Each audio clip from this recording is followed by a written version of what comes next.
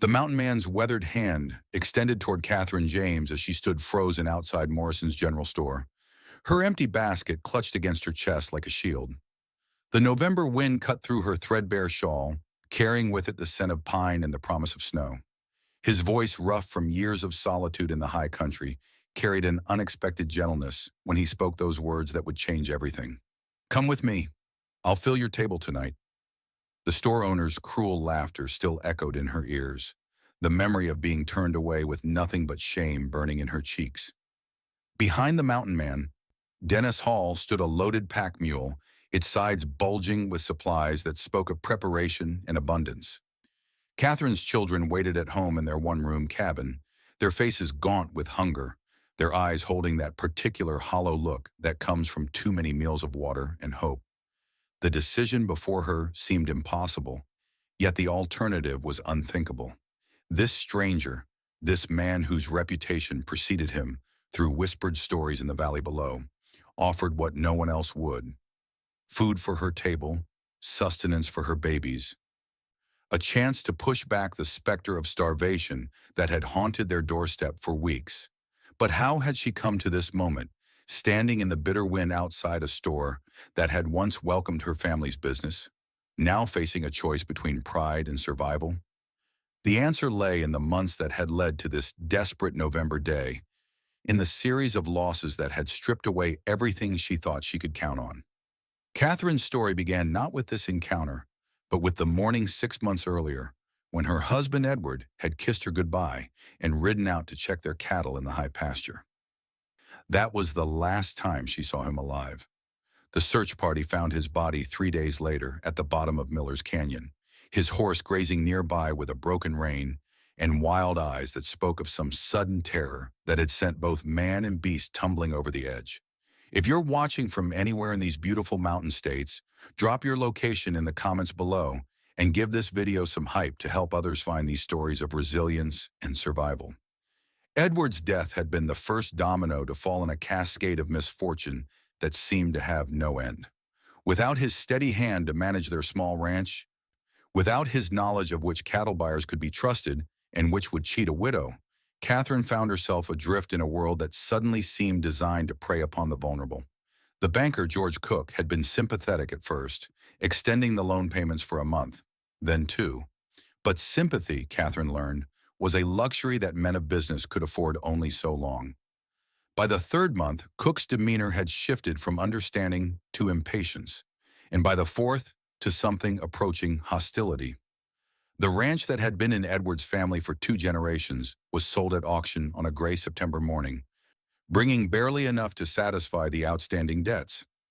Catherine had watched from the porch of what was no longer her home as strangers walked through her fields, evaluating the worth of everything she and Edward had built together. The cattle went first, herded away by men who didn't know their names or their temperaments. Then came the farm equipment, the tools that Edward had maintained with such care, the wagon that had carried them to church every Sunday for 8 years. Finally, even the furniture was loaded onto carts and hauled away, leaving behind only the echoing emptiness of rooms that had once been filled with laughter and the comfortable sounds of family life. She was allowed to keep only what she could carry, a cruel irony for a woman who now had nowhere to carry anything to. The move to the cabin in town had been born of necessity rather than choice.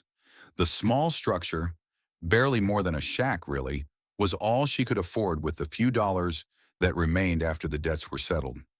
It sat at the edge of Millfield's main street, close enough to hear the sounds of commerce and community, yet far enough removed to serve as a constant reminder of her changed circumstances. The cabin had 2 rooms, if one could be generous enough to call the tiny backspace a room. It was there that she and her 3 children, Amy, Jose, and little Frank, tried to rebuild some semblance of the life they had known. But rebuilding required resources they no longer possessed, and resources required income that seemed increasingly impossible to secure.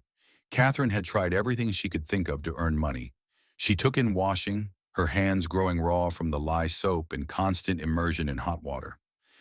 She mended clothes for the women in town who had known her in better times, but now regarded her with a mixture of pity and discomfort that made every transaction feel like charity.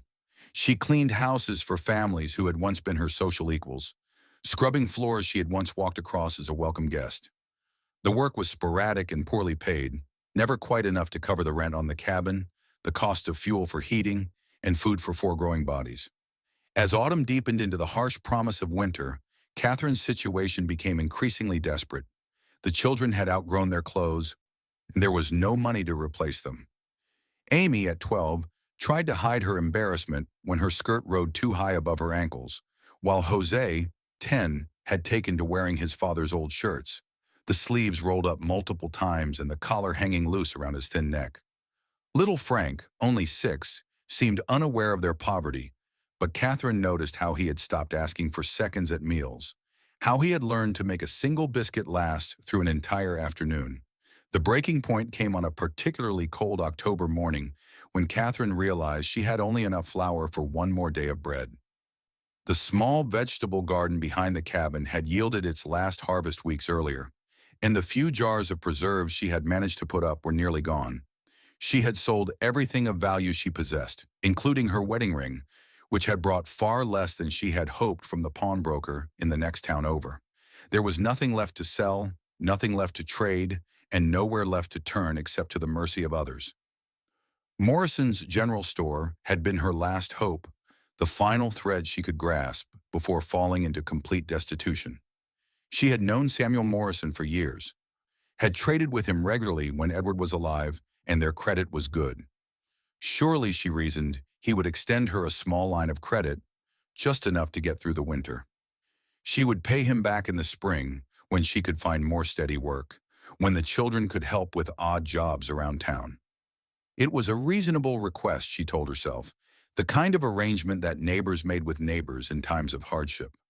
But Samuel Morrison was no longer the friendly merchant who had once saved the best cuts of meat for the Diaz family, who had let the children pick penny candy from the jar while their parents conducted business.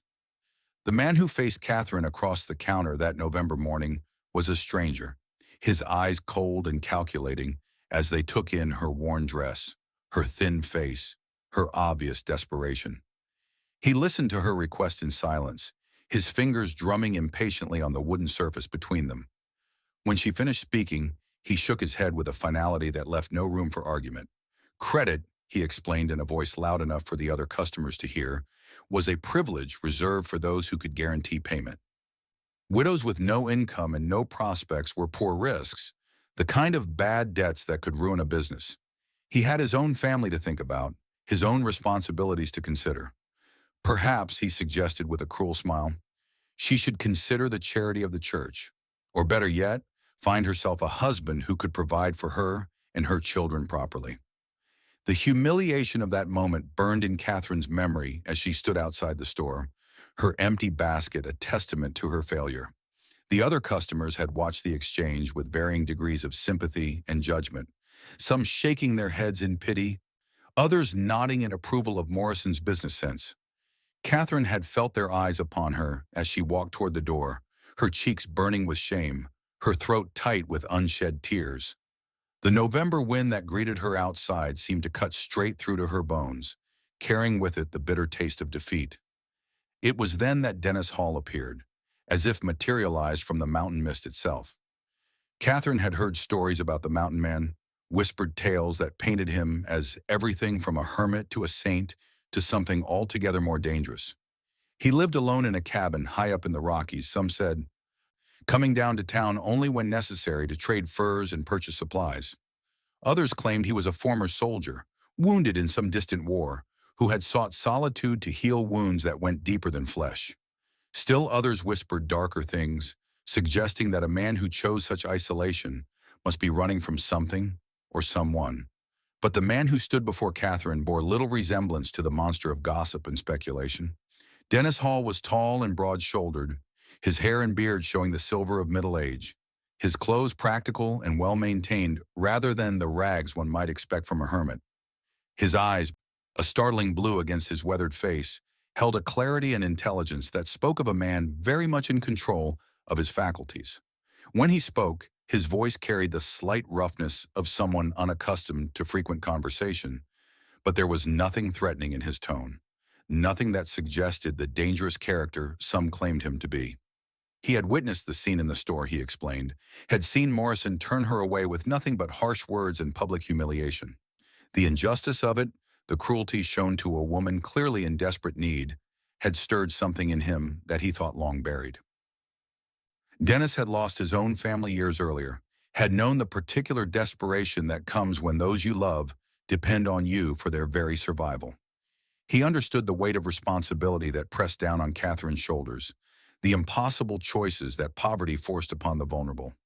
His offer was simple and direct, delivered without flourish or condition. "Come with me," he said, "and I'll fill your table tonight." He had supplies enough for winter, food that would otherwise go to waste in his solitary existence. More than that, he had skills that could help her family survive the harsh months ahead. Knowledge of hunting and trapping and living off the land that could mean the difference between life and death when the snows came in earnest. It wasn't charity, he insisted, but partnership. Her children could help with chores around his cabin. She could assist with cooking and mending, and in return, they would have shelter and sustenance through the winter. Catherine's first instinct was to refuse, to thank him politely and walk away with what remained of her dignity intact. The idea of accepting help from a stranger, of placing herself and her children under the protection of a man she barely knew, went against everything she had been taught about proper behavior and social expectations. But as she stood there in the bitter wind, her empty basket a reminder of her failures, she forced herself to consider the alternative. Her children would go to bed hungry again tonight, and tomorrow and the day after that.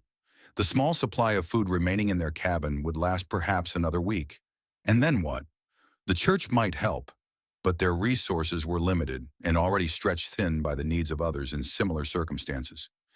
The decision, when it came, felt less like a choice than a recognition of inevitability. Catherine looked into Dennis Hall's weathered face and saw not the dangerous hermit of local legend, but a man offering salvation to a family on the edge of disaster. She thought of Amy's hollow cheeks, of Jose's too thin frame, of little Frank's quiet acceptance of constant hunger. What kind of mother would she be if she let pride stand in the way of her children's survival? Her acceptance was barely more than a whisper, but Dennis heard it clearly enough. He nodded once, a gesture that seemed to seal some unspoken contract between them, then turned to begin loading her few possessions onto his pack mule. Catherine watched in amazement as he worked, his movements efficient and sure, treating her meager belongings with the same care he might show to precious cargo. There was something deeply reassuring about his competence, about the way he seemed to know exactly what needed to be done and how to do it. The journey to Dennis's cabin took most of the afternoon, following trails that Catherine had never known existed, despite living in the valley her entire life. They climbed steadily upward, leaving behind the familiar sights and sounds of town for the deeper wilderness of the high country. Dennis led the way with the easy confidence of a man who knew every rock and tree along the path, occasionally pointing out landmarks or explaining the safest route across a particularly treacherous stretch of ground. Catherine followed with her children, marveling at how different the world looked from this perspective, how vast and wild and beautiful it appeared when viewed from the heights. The cabin, when they finally reached it, was nothing like what Catherine had expected. Instead of the ramshackle hovel she had imagined, she found a well-built structure of logs and stone, with a solid roof and windows that let in the afternoon light. Smoke rose from the chimney, indicating a fire that had been banked but not extinguished, and the surrounding area showed signs of careful maintenance and planning. There was a vegetable garden, now dormant for winter but clearly productive during the growing season, and outbuildings that spoke of a man who understood the necessities of mountain life. Inside, the cabin was sparse but comfortable, furnished with handmade pieces that showed both skill and care in their construction. The main room served as kitchen, dining area, and living space, with a large fireplace that dominated one wall and provided both heat and light. A ladder led to a loft area that could serve as sleeping quarters, and Catherine could see that Dennis had already begun preparing space for his unexpected guests. Clean blankets were stacked on a table, and additional bedding had been brought down from storage. But it was the food that truly amazed Catherine and her children. Dennis's pantry was stocked with supplies that represented months of careful planning and preparation. There were sacks of flour and beans, preserved meats and dried vegetables, jars of honey and maple syrup, and fresh game that spoke of recent successful hunts. As promised, he set about preparing a meal that was more abundant than anything Catherine's family had enjoyed in months. The children watched in wonder as he worked, their eyes wide with anticipation and disbelief. The meal that followed was a revelation in more ways than one. Not only was the food plentiful and well prepared, but the conversation that accompanied it revealed depths to Dennis Hall that the rumors and speculation had never suggested. He was educated, Catherine realized, his speech revealing a familiarity with books and ideas that spoke of a life very different from the one he now led. When Jose asked about the animals they had seen on the trail, Dennis launched into a detailed explanation of mountain ecology that demonstrated both scientific knowledge and intimate familiarity with the natural world. As the evening progressed, Catherine began to understand that her host was not the simple mountain hermit that local gossip painted him to be. Dennis Hall was a man who had chosen solitude deliberately, not from inability to function in society, but from a deep need for peace that only the wilderness could provide. He had served in the war, he revealed quietly when the children had fallen asleep by the fire, and had seen things that made the company of other people difficult to bear. The mountains offered him healing that no doctor could provide, silence that allowed the noise in his head to finally quiet. But loneliness, Catherine came to understand, was the price he paid for that peace. Despite his self-sufficiency and obvious competence, Dennis was hungry for human connection in ways that he seemed barely to acknowledge even to himself. The presence of Catherine and her children in his cabin brought a warmth that had nothing to do with the fire crackling in the hearth. For the first time in years, his home felt truly alive, filled with the sounds and energy that only a family could provide. The arrangement that developed over the following days was unlike anything Catherine could have imagined when she first accepted Dennis's offer. Rather than the charity she had feared, she found herself part of a genuine partnership where each member contributed according to their abilities and received according to their needs. Dennis taught Jose to track animals and read weather signs, skills that delighted the boy and gave him a sense of purpose he had lost when his father died. Amy learned to preserve meat and identify edible plants, knowledge that would serve her well regardless of what the future might bring. Even little Frank had his role, helping to tend the fire and sort supplies with the serious concentration that children bring to important tasks. Catherine herself discovered capabilities she had never known she possessed. The domestic skills that had served her well as a ranch wife proved invaluable in the mountain cabin. But more than that, she found herself adapting to wilderness life with a resilience that surprised everyone, including herself. She learned to read the signs that indicated changing weather, to judge the quality of preserved foods, to make the most of limited resources in ways that stretched supplies without sacrificing nutrition or taste. As November gave way to December and the first serious snows began to fall, Catherine realized that something fundamental had changed in her understanding of herself and her capabilities. The desperate woman who had stood outside Morrison's general store seemed like a stranger now, someone she might have known long ago but could barely recognize. In her place was a person who could face uncertainty without panic, who could find solutions to problems that once would have seemed insurmountable. The children, too, were transforming in ways that went beyond simple physical health, though that improvement was remarkable enough. Jose had grown taller and stronger, his frame filling out as proper nutrition did its work. Amy had lost the pinched look of constant worry that had aged her beyond her years, and her natural intelligence found new outlets in the practical challenges of mountain life.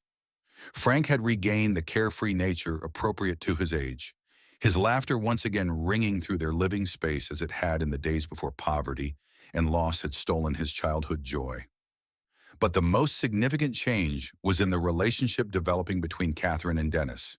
What had begun as a practical arrangement born of desperation was evolving into something deeper and more complex.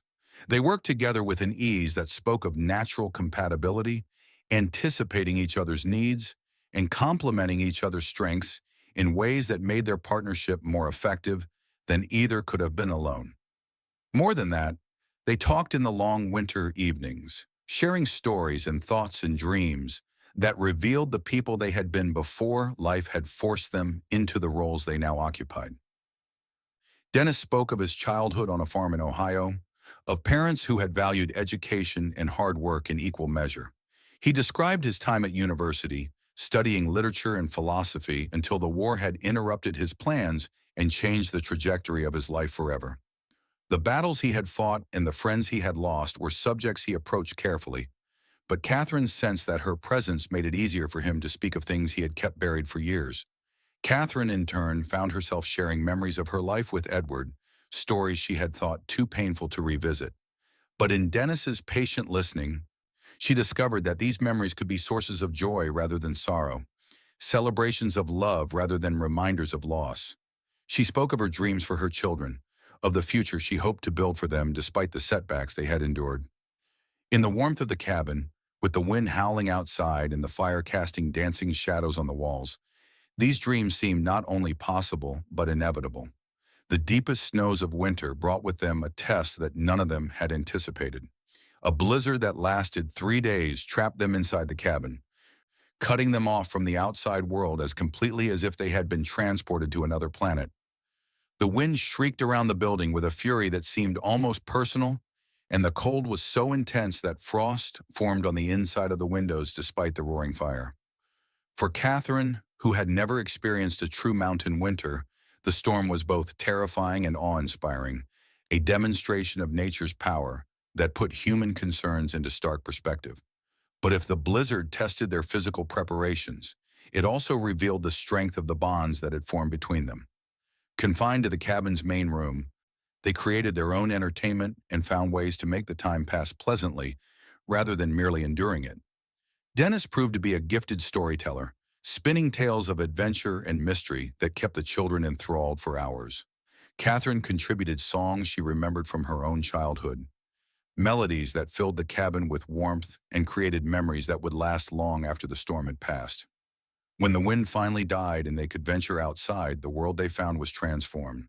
Snow lay in drifts that reached above the cabin's windows, and the familiar landscape had been sculpted into fantastic shapes by the wind. But Dennis moved through this altered world with the same confidence he had shown before the storm, checking his traps and ensuring that their supplies had weathered the tempest without damage. His competence in the face of such extreme conditions reinforced Catherine's growing conviction that accepting his help had been not just the right decision, but perhaps the only decision that could have saved her family. The weeks that followed the blizzard brought a deepening of relationships and a settling into routines that felt less like temporary arrangements and more like permanent patterns of life. Catherine found herself thinking less about the spring and what it might bring, and more about the satisfaction she felt in the present moment. The work was hard, certainly harder than anything she had done as a ranch wife, but it was also meaningful in ways that her previous life had sometimes lacked. Every task, from preparing meals to mending clothes to teaching the children, contributed directly to their survival and well-being. Dennis, for his part, seemed to bloom in the presence of the family he had welcomed into his home. The quiet man who had lived alone for so many years revealed himself to be naturally paternal, patient with the children's questions, and generous with his knowledge. He took particular pleasure in Jose's eagerness to learn outdoor skills, but he was equally attentive to Amy's interest in the practical arts and Frank's need for stories and games. With Catherine, his interactions took on a different quality, marked by a respect and consideration that spoke of his recognition of her as an equal partner rather than a dependent. As winter began its slow retreat and the first hints of spring appeared in the lengthening days and occasional warm afternoons, Catherine faced a decision that she had been avoiding for months. The original arrangement had been for shelter through the winter, a temporary solution to an immediate crisis. But the life they had built together in the mountain cabin felt more real and substantial than anything she had known since Edward's death. The question was whether Dennis felt the same way and whether he would welcome a more permanent arrangement. The answer came not through words but through actions, through the way Dennis began to speak of spring plans that included all of them, through his casual references to next winter as if there were no question that they would face it together. When he began teaching Jose more advanced skills, lessons that would take months to complete, Catherine understood that he too had come to see their arrangement as something more than temporary. The mountain man who had offered to fill her table for one night had become the foundation upon which she was rebuilding her entire life. The transformation was not without its challenges. Living in such close quarters required adjustments from everyone, compromises and accommodations that tested patience and goodwill. There were moments of friction, times when the stress of isolation and the pressures of survival strained relationships that were still finding their balance. But these difficulties served to strengthen rather than weaken their bonds, teaching them to communicate more effectively and to value the harmony they had created. Catherine also had to confront her own preconceptions about what her life should look like, about the roles that society expected her to play, and the judgments that others might make about her choices. The widow who lived with a mountain man would be the subject of gossip and speculation, she knew. But the opinions of people like Samuel Morrison seemed increasingly irrelevant when weighed against the happiness and security she had found. Her children were thriving, her own strength and confidence were growing daily, and she had found in Dennis a partner whose respect and affection meant more than the approval of an entire town. The arrival of spring brought with it a practical test of their commitment to this new life they had built together. Dennis needed to make his annual trip to town for supplies and to conduct the business that sustained his mountain existence. The question was whether Catherine and the children would accompany him, making their relationship public and accepting whatever consequences might follow, or whether they would remain hidden in the mountains, their existence a secret shared only among themselves. The decision, when it came, surprised no one who had watched the family's evolution over the winter months. Catherine dressed her children in their best clothes, cleaned and mended though they were, and prepared to face the world as Dennis Hall's partner and the mother of his chosen family. The journey down the mountain was like traveling backward through time, leaving behind the clarity and purpose of their mountain life for the complications and judgments of civilized society. Morrison's general store looked smaller and shabbier than Catherine remembered, its proprietor older and somehow diminished by comparison to the man who had become her protector and partner. Samuel Morrison's surprise at seeing her was evident, but so was his recognition that something fundamental had changed in her circumstances. The woman who stood before him bore little resemblance to the desperate widow he had turned away months earlier. This Catherine James carried herself with quiet dignity, her children healthy and well-behaved at her side, her association with Dennis Hall, lending her a status that Morrison could not ignore. The business was conducted with polite efficiency, Dennis's reputation as a reliable customer and skilled hunter ensuring respectful treatment for his companions. But Catherine could see the speculation in Morrison's eyes, could almost hear the gossip that would spread through town as soon as they departed. Let them talk, she thought with a calm that would have been impossible months earlier. Their words could not touch the happiness she had found or diminish the love that had grown between her and the man who had saved not just her life, but her soul. The return journey to the mountain cabin felt like coming home in the truest sense of the word.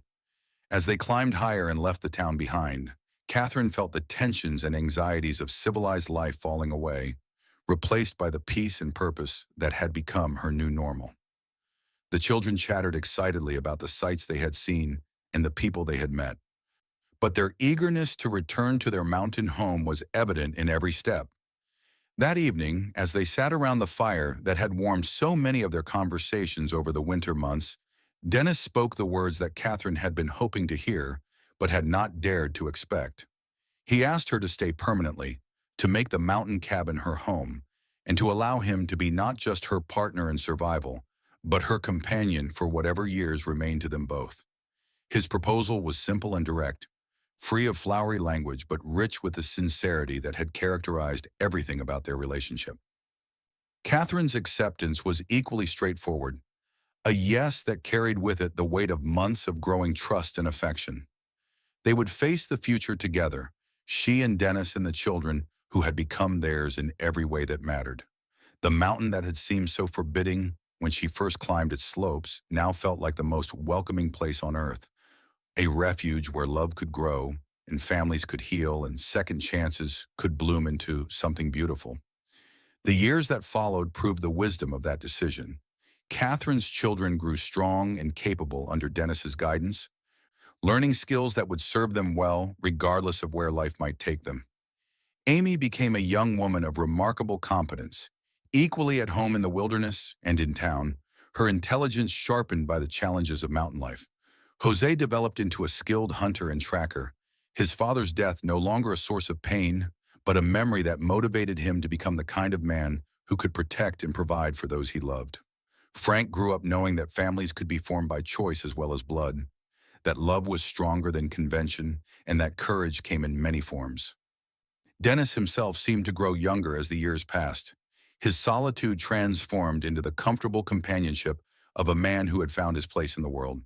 The wounds that had driven him to the mountains began to heal in the warmth of family life. And while he never lost his love for the wilderness, he discovered that sharing it with others multiplied rather than diminished its joys. And Catherine, the desperate widow who had once stood outside Morrison's general store with an empty basket and a heart full of despair, became a woman who knew her own strength and worth. The mountain man who had seen her turned away and offered to fill her table had given her something far more valuable than a single meal. He had offered her a chance to discover who she could become when freed from the limitations that others tried to impose upon her. In accepting his help, she had found not just survival but transformation, not just shelter but home, not just security but love. The story that had begun with such darkness and desperation had become something beautiful, a testament to the power of human kindness and the possibility of redemption that exists even in the most unlikely circumstances. When Catherine looked back on that November day, when her world had seemed to be ending, she could see it now for what it truly was, the beginning of the best chapter of her life, the moment when a stranger's compassion had opened the door to a future she could never have imagined but would not trade for anything the world might offer.